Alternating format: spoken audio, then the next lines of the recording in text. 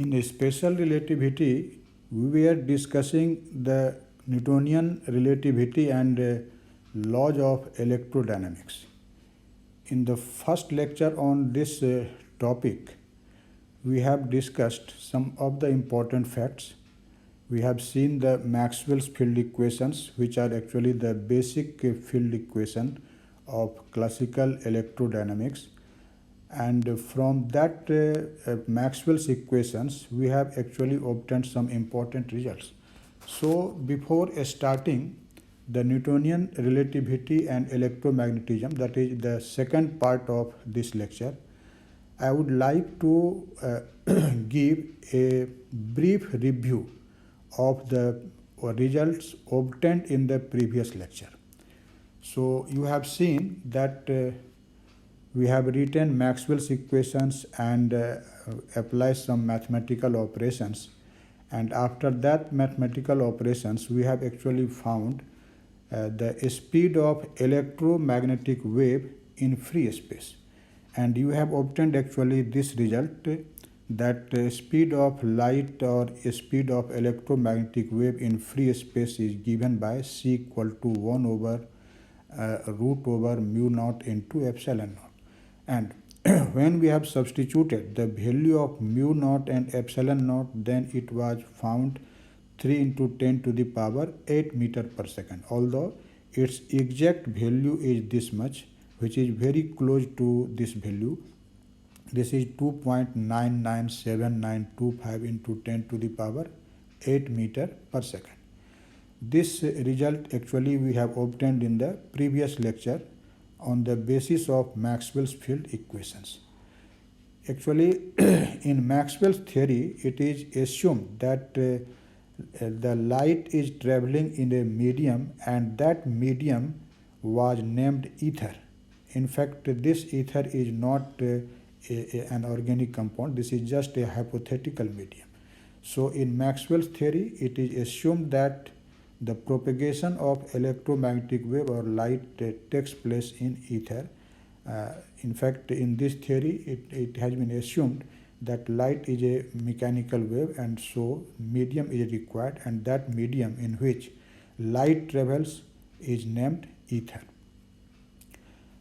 In fact, according to Maxwell's theory, light waves are basically electromagnetic waves, and the speed of light in free space is independent of the state of motion of the source of light and the observer. This is a very important fact of Maxwell's theory. It means Maxwell's theory predicts that the speed of light c is not in fact dependent on the state of motion of the source. When you say source, it means the source which produces light, and at the same time it is also independent of the state of motion of the observer who measures it. It means according to Maxwell's theory, speed of light in free space must be same in all inertial frames. It should be same in all inertial frames, independent of the motion of source of light. When you say that Maxwell's theory is based on the fact that the speed of light in vacuum should be same in all inertial frame, is this statement consistent with the classical principle of relativity, or you can say the Galilean transformation? Today we will check it. You can see that if the speed of light in vacuum will be same in all inertial frame, then it will be consistent with the Maxwell's theory. But if it is not same in different frame, then it will be not consistent with Maxwell's theory. It means then Maxwell's theory would seem to be something wrong. And so in this lecture we are going to test the fact that Maxwell's theory is consistent with Galilean transformation or not. For this, what we will actually do, we will find the speed of light in two different inertial frames or in different state of motion, and see either the speed of light in vacuum is same in both of the frames or it is not same in both of the frames. So for this, let us consider two inertial frames as I have shown here in this figure. S is an inertial frame which is at rest, and S prime is another inertial frame which is moving with a constant velocity v with respect to this S in an arbitrary direction. So S, what is S? This is an inertial frame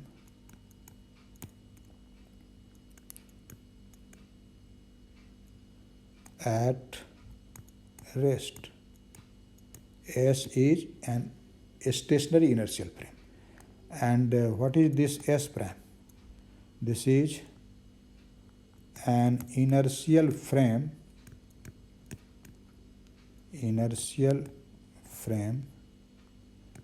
moving with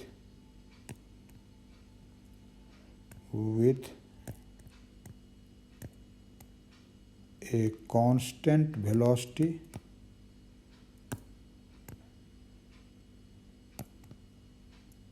v relative to S.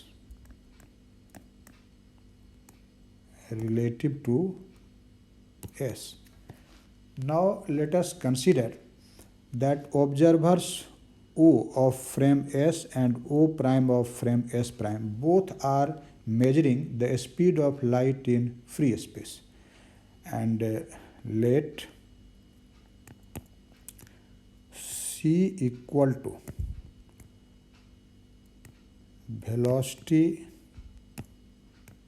of light in free space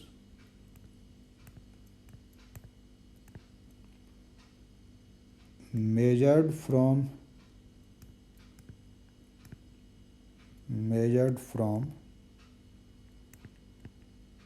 the frame S. It means when the observer of a stationary inertial frame S measures the velocity of light in free space, he gets the result C. I have assumed it. And similarly, you can say this C prime.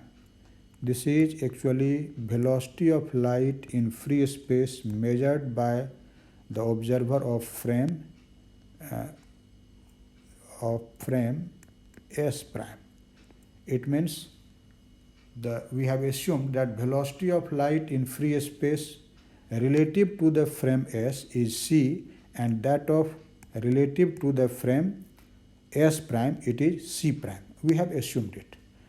And V, you know, is the velocity of this second inertial frame S prime. Now, according to the Galilean velocity transformation equation, you know, if we know velocity of an object in one inertial frame, we can find the velocity of the same object in another inertial frame. So according to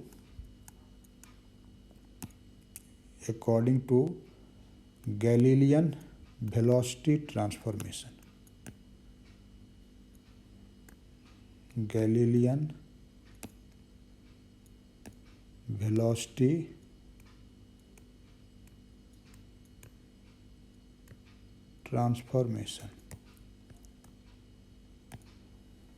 you know that U prime is equal to U plus V. In fact, in this equation, U is the velocity of the object with respect to frame S. In fact, here U means C, because in this problem we have assumed the light wave as an object, and so instead of U we will write C.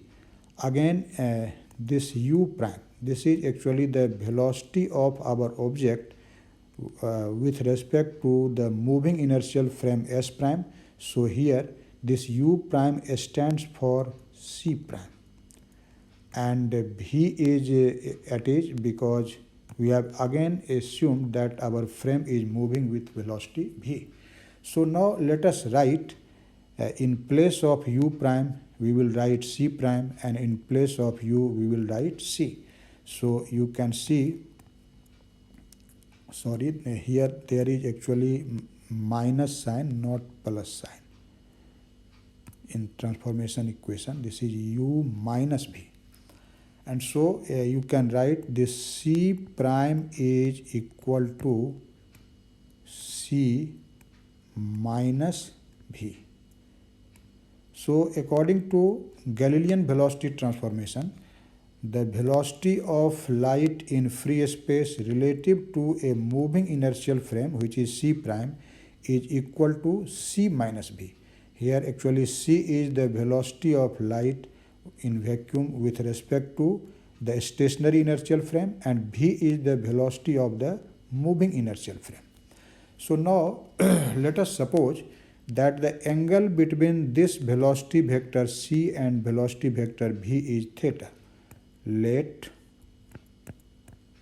theta equal to angle between c and v. Theta is angle between c and v. Then if you want to find the magnitude of the velocity c prime, what will be that? Then you can see that this mod of c prime will be equal to mod of c minus v, and you know its mod of c prime will be c prime. And what is the value of this quantity? You know from vector algebra that this will be equal to c square plus v square minus 2cv cosine of theta and whole to the power half. Actually, we know this formula from vector algebra from the addition of two vectors. So in general, what you are seeing here, that c prime is the speed of light in free space relative to a moving frame, and c is the speed of light in free space relative to a stationary inertial frame. And in accordance with equation 2, you can easily see that c prime is not equal to c. So from equation 2, we conclude that in general we conclude that this c prime is not equal to c. In fact, in accordance with Galilean velocity transformation, the speed of light when observed from different reference frame, then it may be greater than c, it may be smaller than c, and it may be equal to c. So there may be different cases, and that depends actually on the angle theta in accordance with the Galilean velocity transformation. So now let us assume some of the special cases. So first of all, we assume that in first special case that theta is equal to 0. If theta, which is angle between c and v, this is equal to 0. When you say theta is 0, what does it mean? It means the velocity vector c and the velocity vector v are in same direction, parallel to one another. This is the direction of c and this is the direction of v. It means in free space with respect to inertial frame s, the light is moving in the direction of the velocity of the moving inertial frame. In fact, in this condition, you can see that cos theta will be equal to what? This will be equal to 1 because theta is 0 and cos 0 is equal to 1. So from that formula, you can see what will be the value of c prime in this condition. We can see that this is c square plus v square minus 2cv whole to the power half. And now you can see this expression can be written as c minus v whole square and square root of it.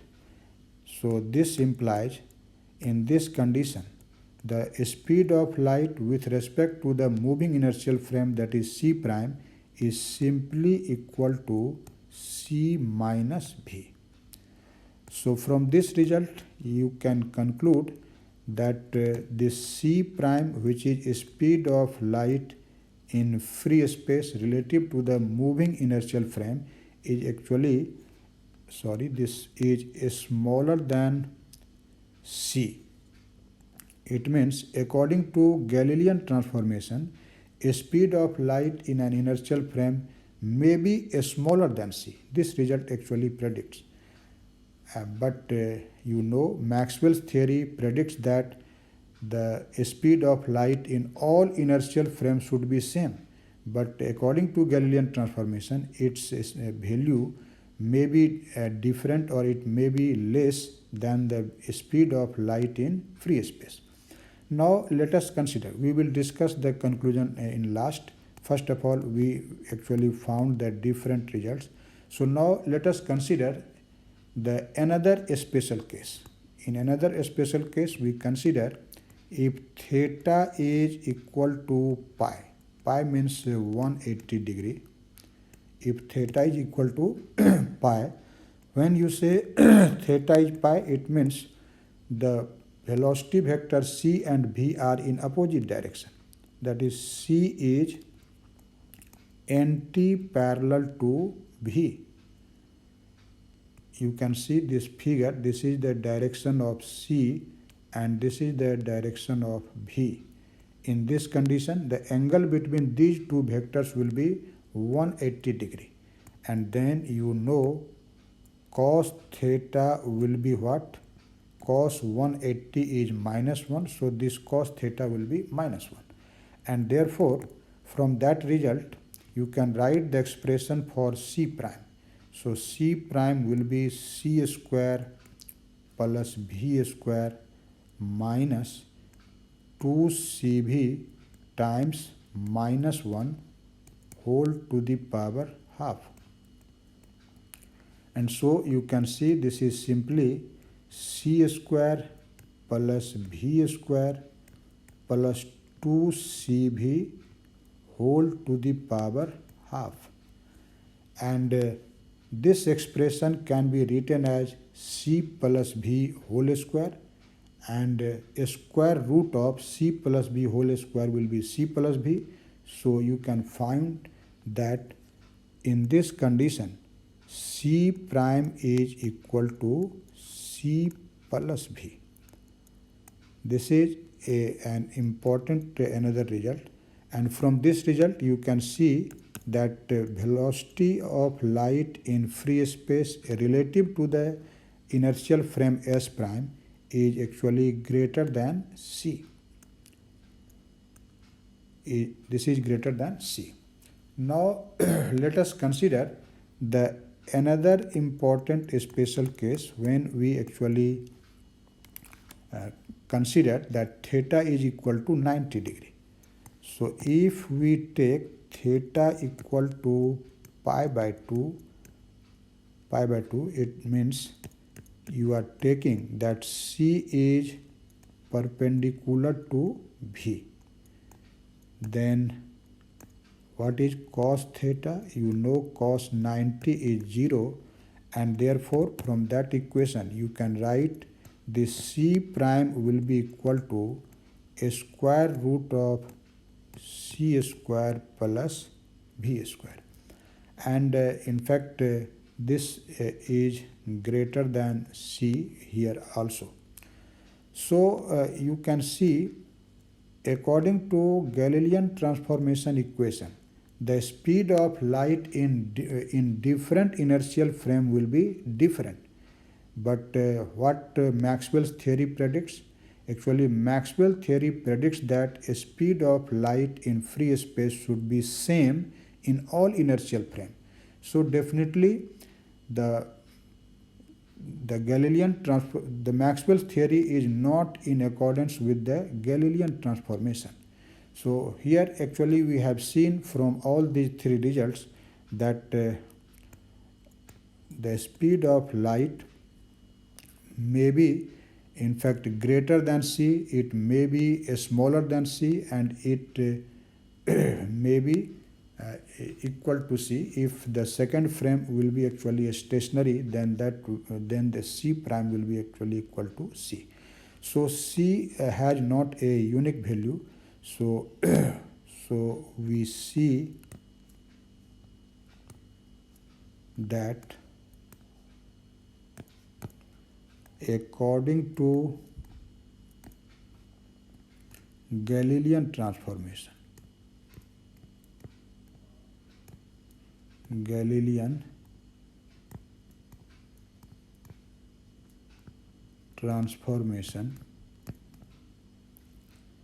speed of light, or you can say speed of electromagnetic wave, speed of light in free space is different in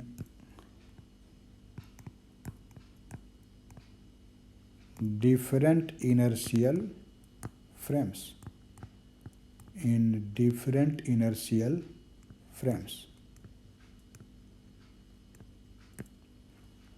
It may be greater or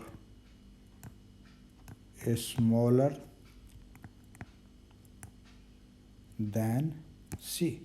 So this is conclusion, that in accordance with Galilean transformation, speed of light in free space is not same in different inertial frame, but it is different in different inertial frames, and this speed may be greater than c, or it may be smaller than c.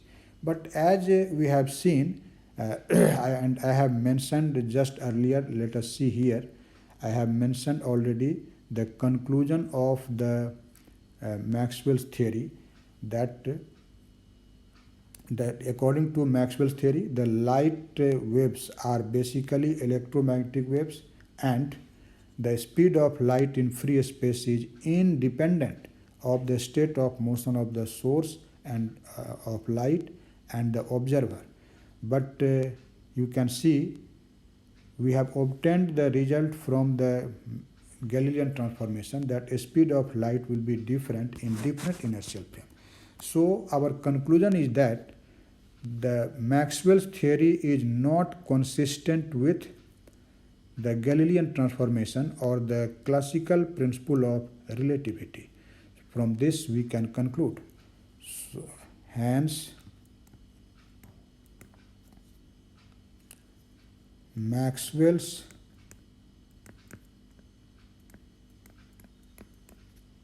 theory is not consistent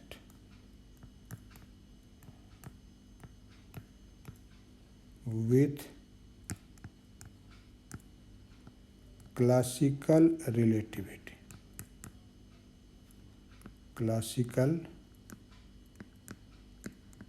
relativity. Or Galilean transformation.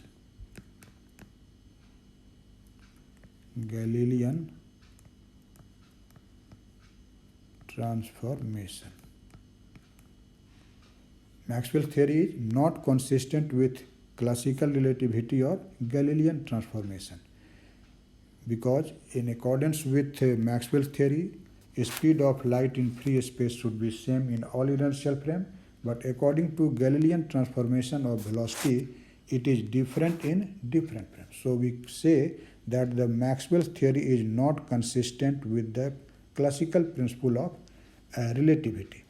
So we can conclude that the laws of electrodynamics will be not invariant under Galilean transformation, because I have told you that Maxwell's field equations are actually the basic equations on which the laws of electrodynamics are based or can be explained. So if the Maxwell's theory is not consistent with Galilean transformation. It means the laws of electrodynamics will be not consistent with Galilean transformation, and so we conclude that the laws of electrodynamics are not invariant in the Galilean transformation. It means when we will switch over to one inertial frame to another, the form of Maxwell's equation will get changed. So what is our conclusion?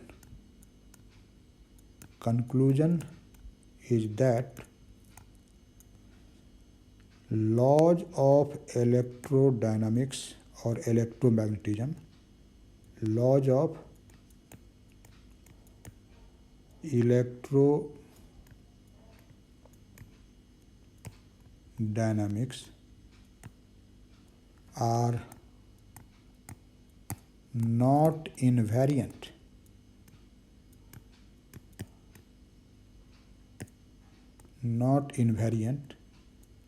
under Galilean transformation. Under Galilean transformation. And so Maxwell's equations will have different form in different inertial frames.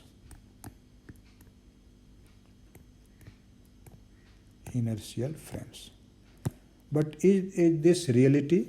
In fact, when we will conclude this lecture on the Newtonian relativity and laws of electrodynamics, then we will actually found that in fact Maxwell's equations are not different in different inertial frame, but they are same. But actually the Galilean transformation is faulty. But I am not going to that fact until now, because we have not discussed it in detail. In fact, in the successive two lectures, we will see some of other examples, and after that we will conclude either the Galilean transformation is correct or the Maxwell's theory of electrodynamics is correct. But till now we have a conclusion that the Maxwell's equations are not in accordance with the classical principle of relativity, and so the laws of electrodynamics will have different form in different inertial frame according to the classical principle of relativity. And so we conclude that the laws of electrodynamics are not consistent, they are not invariant under Galilean transformation. And so that we can say that Maxwell's equation will have different form in different inertial frames.